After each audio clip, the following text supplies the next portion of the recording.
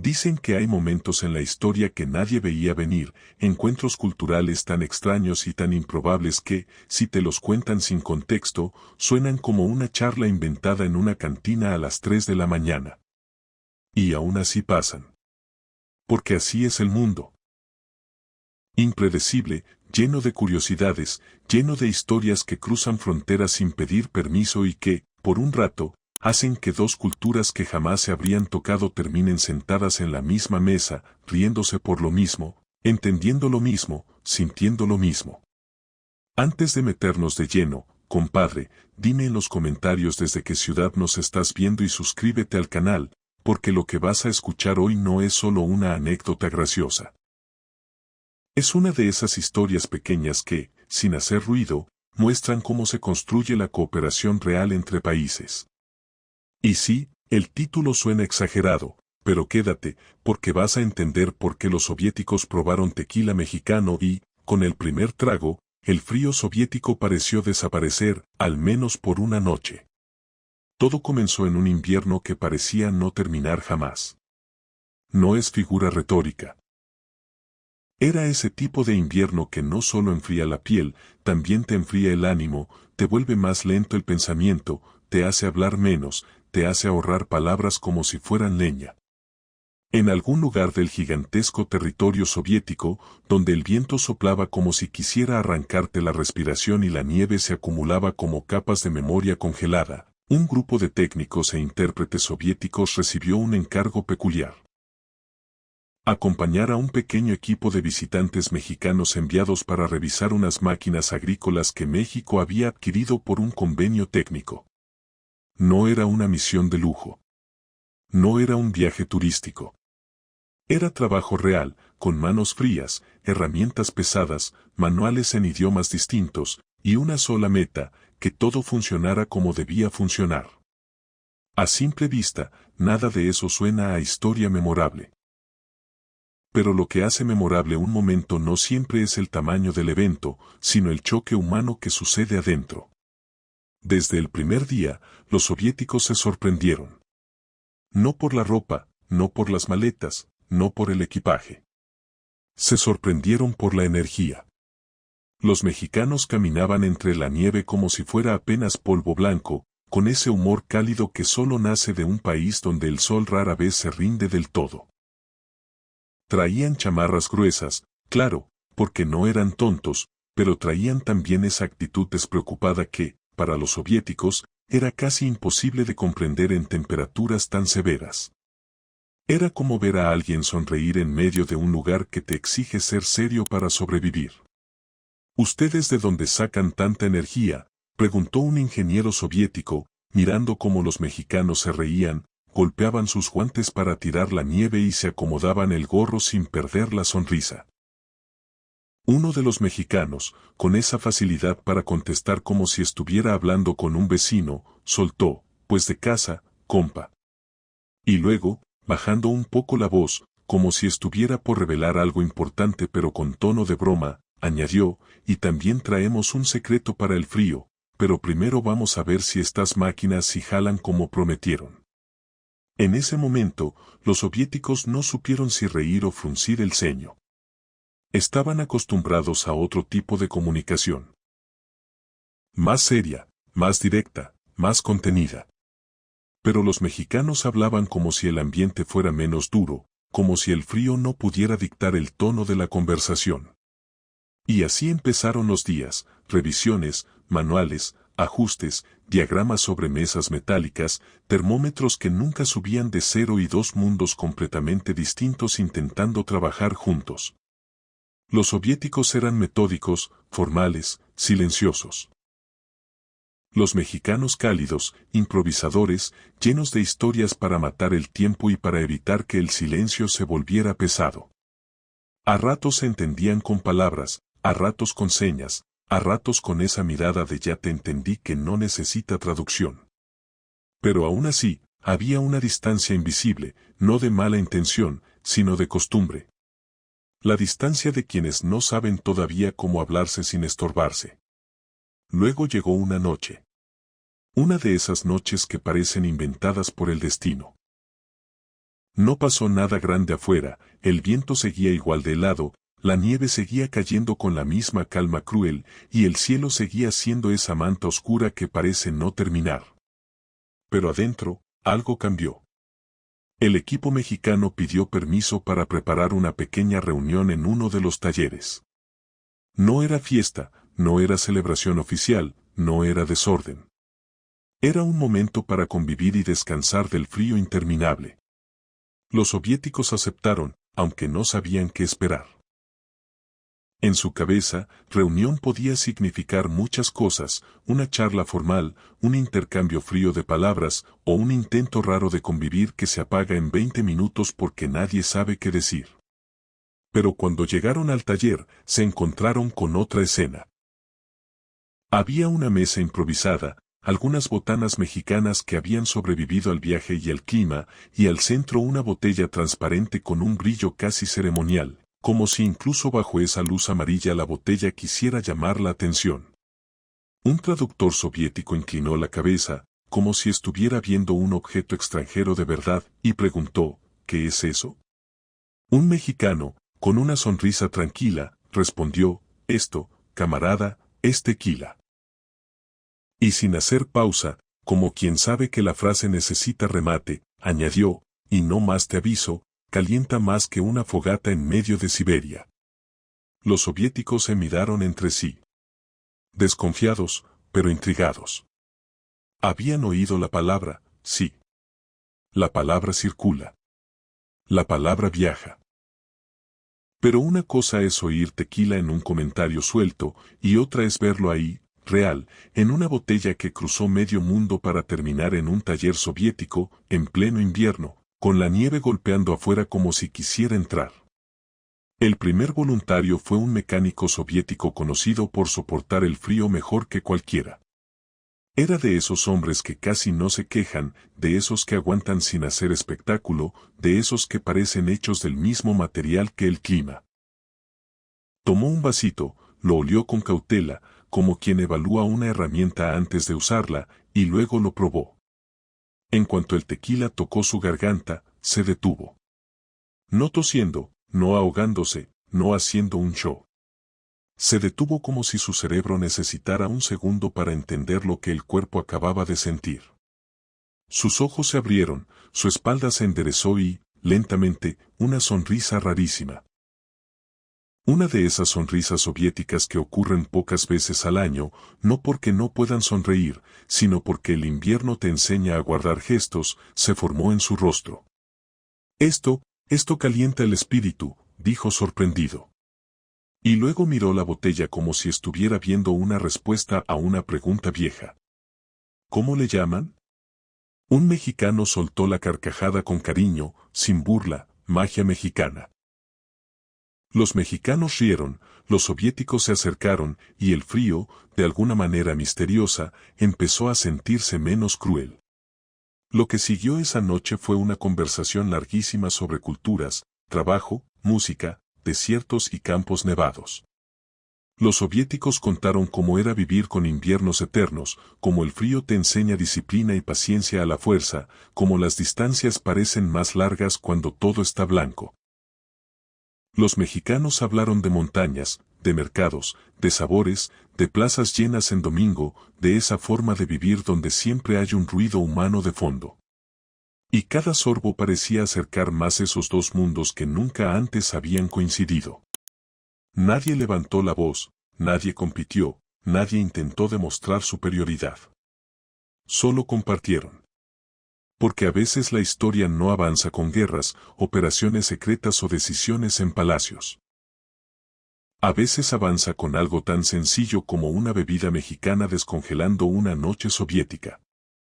Quédate hasta el final, compadre, y comparte este video con alguien que disfrute historias así, porque lo que viene no es solo y tomaron más. Lo que viene es el giro extraño, como una botella se volvió puente, como un taller se volvió hogar temporal y como el trabajo, que al principio era frío y distante, empezó a fluir como si siempre hubieran sido equipo. La noche continuó como si el tiempo hubiera decidido hacer una pausa. Afuera, el viento seguía soplando con la misma intensidad helada de siempre, pero dentro del taller, aquel pequeño círculo improvisado de soviéticos y mexicanos parecía haber creado un clima aparte, un microclima donde la nieve ya no mandaba. Uno de los técnicos soviéticos, un hombre alto y de bigote espeso llamado Alexei, se acercó con curiosidad a la botella de tequila. La levantó, la observó a contraluz y dijo algo que hizo reír a todos. En nuestro país, cuando una bebida es transparente, siempre nos preocupa. Los mexicanos rompieron en carcajadas. Uno respondió, pues esta no te va a preocupar, camarada. Al contrario, te va a poner el corazón contento. Alexei sirvió un trago más, lo probó y parpadeó como si la temperatura interna de su cuerpo hubiera cambiado de golpe. Caliente por dentro, pero suave, murmuró. Como una fogata chiquita que no quema, pero te acompaña. Y esa frase se quedó flotando en el aire. Una fogata chiquita que no quema, pero acompaña. Para los soviéticos, acostumbrados a bebidas fuertes y rituales que se toman para aguantar el clima y la vida, encontrar algo que calentaba con suavidad fue una revelación inesperada. No era un golpe en el pecho. Era una corriente tibia que se expandía lento. Y eso les abrió la puerta a otro mundo. El mundo del sabor mexicano, que no entra como una orden, sino como una historia. Poco a poco, empezaron a hacer preguntas que para los mexicanos eran normales, pero para ellos eran fascinantes. ¿De qué está hecho? ¿Por qué huele así? ¿Quién lo inventó? ¿Por qué tienen tantas versiones? Y, por supuesto, la pregunta inevitable, dicha con la curiosidad de quién ha oído rumores, ¿y por qué ese gusanito? Los mexicanos, con ese orgullo que solo aparece cuando explicas algo que viene del alma de tu país, comenzaron a relatar la tradición del agave, la paciencia de la tierra, el tiempo, los hornos, el aire del desierto, la manera en que una planta se vuelve algo más que planta. Uno de ellos narró, sin dramatismo, como en ciertos pueblos el tequila no se toma para olvidar, sino para celebrar el simple hecho de estar vivos, para unir familias, para sellar amistades, para cerrar tratos, para despedidas y bienvenidas. Los soviéticos escuchaban como niños frente a un cuento. No porque fueran ingenuos, sino porque ese tipo de relación emocional con una bebida les parecía distinta, menos aguante, más abrazo. Entonces ocurrió algo curioso. Un intérprete soviético, un hombre serio, disciplinado y siempre cauteloso con las palabras, levantó su vaso y dijo, si esta bebida nace del desierto, entonces tiene sentido. El desierto y la nieve son enemigos naturales. Hizo una pausa, miró a todos, y remató con una tranquilidad sorprendente, pero esta vez, el desierto ganó. Los mexicanos lo miraron sorprendidos. La metáfora era perfecta.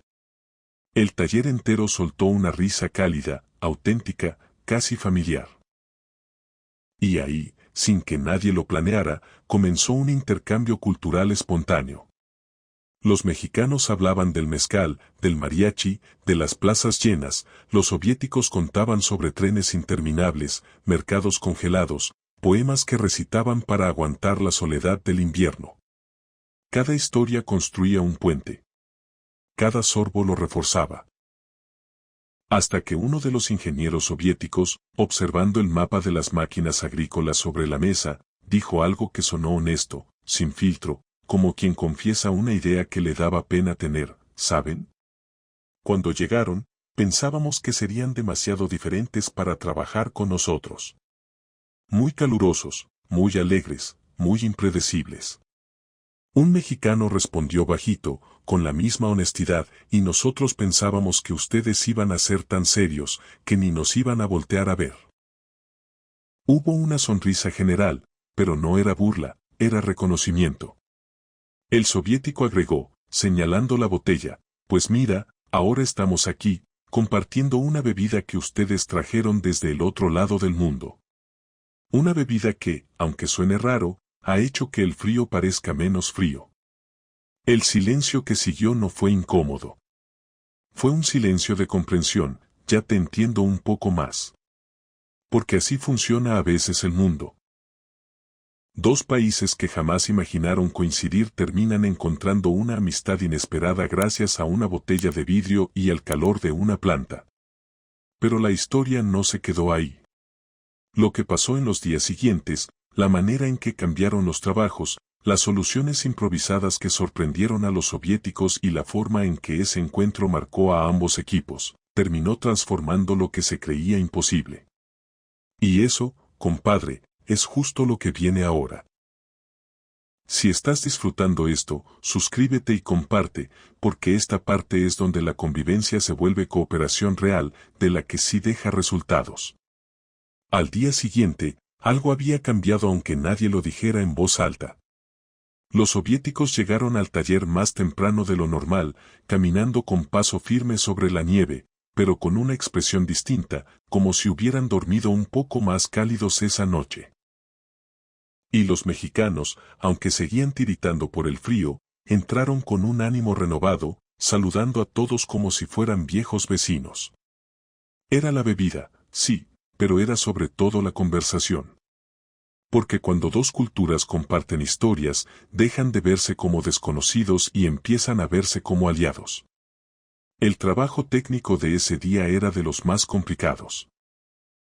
Había que revisar una maquinaria agrícola nueva que los soviéticos habían ensamblado con precisión, pero que los mexicanos debían adaptar a condiciones completamente distintas, tierras más secas, suelos más ásperos, climas que nada tenían que ver con la tundra. La primera dificultad surgió temprano. Una pieza clave se trabó, probablemente por el contraste entre el calor del taller y el frío brutal del exterior. Los soviéticos fruncieron el ceño, revisando esquemas, midiendo, comparando. Eran expertos, sí, pero estaban acostumbrados a que la máquina obedeciera si todo estaba calculado al detalle.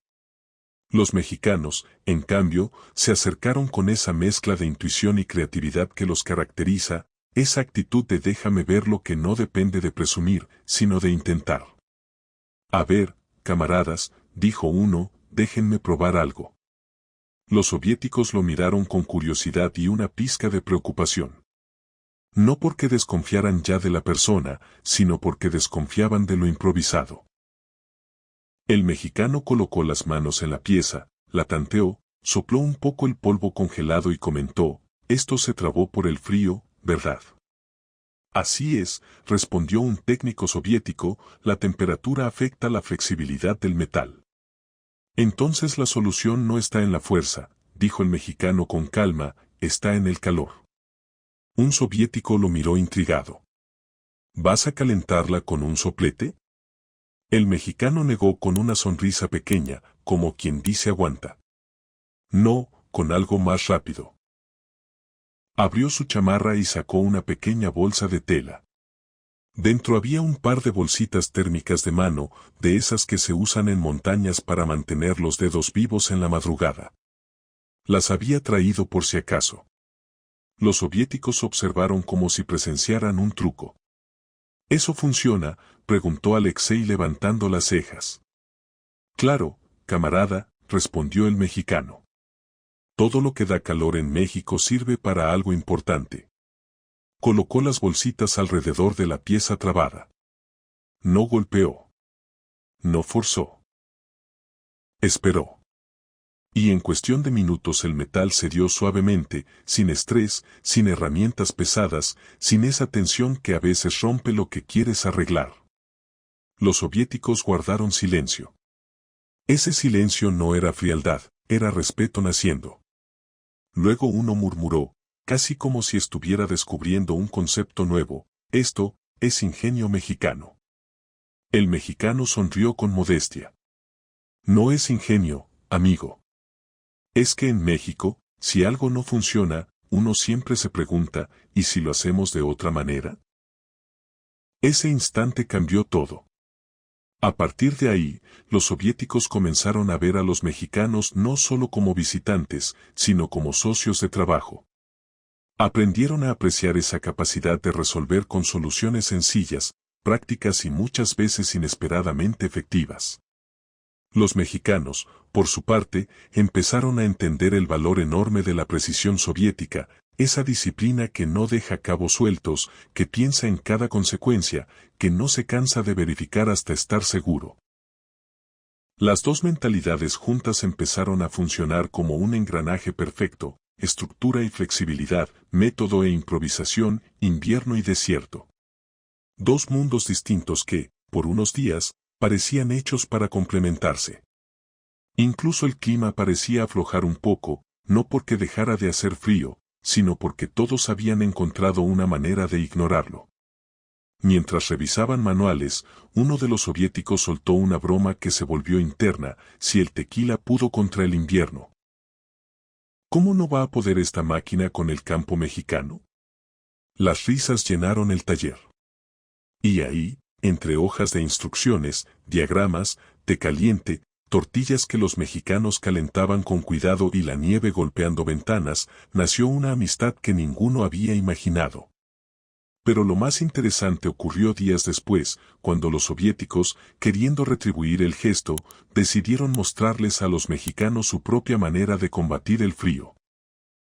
Y aquí viene la parte que casi nadie se imagina: no era una bebida, no era una herramienta, era una costumbre antigua, cultural, un método de estrategia corporal, preparación y disciplina que, al principio, a los mexicanos les sonó raro, hasta que lo sintieron.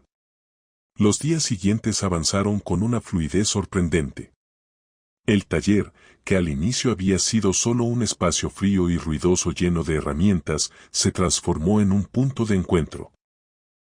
Las paredes, antes silenciosas, ahora escuchaban risas, comparaciones de palabras, intercambios de historias y esa mezcla peculiar entre español mexicano y ruso que se armaba sin que nadie lo notara. Pero a pesar de esa calidez humana, el frío seguía siendo una presencia dominante, un frío tan sólido que parecía tener cuerpo. Los mexicanos hacían lo posible por convivir con él, pero aún así cada mañana era una pelea. Los soviéticos, viendo eso, decidieron: ya es hora de enseñarles el método. Todo comenzó una mañana en la que los mexicanos entraron al taller con las manos prácticamente congeladas, aún usando guantes gruesos. El aire se veía. Respirar se escuchaba. Cada paso crujía sobre una capa de hielo fresco. Alexei, el ingeniero del bigote espeso, declaró con tono serio, pero con una chispa amable: hoy les vamos a enseñar el método soviético. No es magia, pero funciona mejor que cualquier máquina. Los mexicanos se miraron intrigados. ¿Qué onda con eso?, preguntó uno. ¿Método para qué? Para que el frío no gane, respondió Alexei. Para que ustedes puedan trabajar como si la temperatura no les estuviera mordiendo los huesos. Y así comenzó un ritual técnico-cultural. Los soviéticos formaron un círculo en el centro del taller y les pidieron a los mexicanos que hicieran lo mismo. Un intérprete explicó: el cuerpo puede resistir el frío si aprende a entrar en ritmo. No solo con ropa. Con movimiento, respiración y preparación. Los mexicanos rieron al inicio pensando que sería un calentamiento normal, pero pronto se dieron cuenta de que no era eso. Los soviéticos enseñaron una secuencia de respiraciones profundas, lentas y controladas. La idea no era agitarse, no era correr, no era gastar energía. Era coordinar el aire y la calma. Respirar de una manera que evitara que el frío te robara calor por ansiedad. Alexei se puso serio y dijo una frase que sonó simple, pero se clavó: el cuerpo no entra en pánico por culpa del clima. Entra en pánico por culpa de ustedes. Si respiran rápido, pierden calor. Si respiran bien, lo conservan.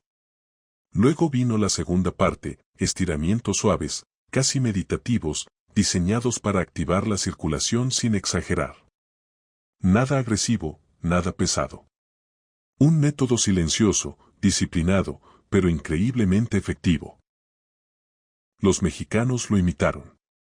Al principio con risa nerviosa, después con sorpresa real. Oye, esto sí funciona, dijo uno abriendo los ojos. Siento las manos más vivas. Los soviéticos sonrieron con orgullo moderado. Esto nos lo enseñan desde niños, explicó el intérprete. Antes de la escuela, antes del trabajo, antes de viajar. El frío no se vence con fuerza, se vence con estrategia. Esa palabra, estrategia, resonó en los mexicanos. Porque en México adaptarse es casi arte. Resolver, girar, inventar, insistir. Pero no habían pensado en enfrentar el clima de esa forma, con calma y técnica. Después del calentamiento, uno de los soviéticos llevó un termo grande hasta la mesa. Y esto, dijo, es nuestro equivalente al tequila, pero sin tequila. Al abrir el termo salió un aroma intenso, dulce, herbal. Té de grosella con miel, explicó. Para nosotros, este es el fuego del invierno. Calienta despacito, pero calienta bien. Cada mexicano recibió un vaso pequeño y, al primer sorbo, algo cambió en sus expresiones. No manches, soltó uno sin pensarlo. Esto sí está bueno. Así que este es su calor, añadió otro. Su fogatita chiquita. Los soviéticos rieron recordando la frase de Alexei. Durante horas siguieron trabajando usando la mezcla perfecta de los dos mundos, el ingenio mexicano para resolver problemas inesperados y la estrategia soviética para resistir el clima implacable.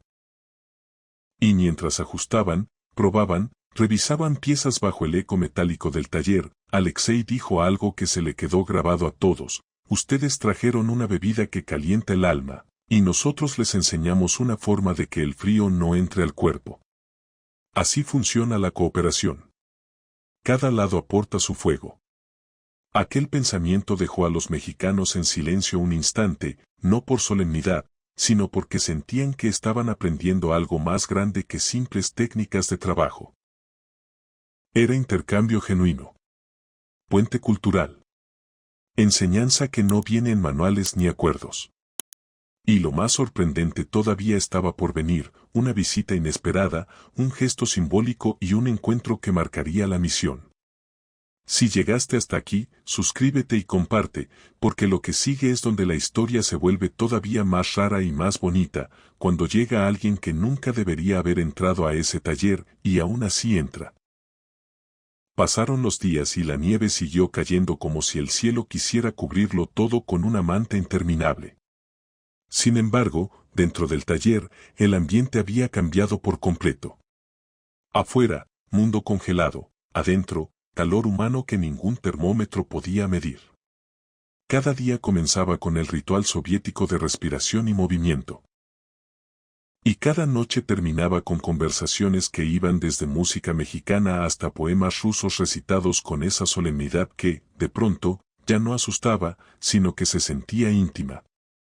Los mexicanos ya no sentían el frío como al principio, y los soviéticos ya no veían a los mexicanos como visitantes, sino como parte del equipo. Pero hubo una mañana en particular que quedaría grabada como símbolo. Todo empezó con un rumor. Los técnicos soviéticos hablaban entre ellos bajando la voz, echando miradas rápidas a la entrada del taller. Los mexicanos no entendían todo, solo captaban palabras sueltas, rostros tensos, manos acomodando herramientas, un ambiente de expectativa. ¿Qué onda?, preguntó un mexicano. ¿Viene alguien importante o qué? El intérprete, con mezcla de emoción y nervios, respondió: parece que hoy nos visitará alguien de alto rango. Militar. No, aclaró rápido, es una figura técnica, responsable del proyecto, muy respetado aquí. Los mexicanos se acomodaron la ropa, se limpiaron la cara, se sacudieron la nieve de las botas. No era miedo. Era respeto. Era la sensación de que iba a entrar alguien que, en otro contexto, jamás pondría un pie en un taller improvisado lleno de herramientas, risas y acentos mezclados. La puerta se abrió. Un golpe de aire helado entró como animal furioso.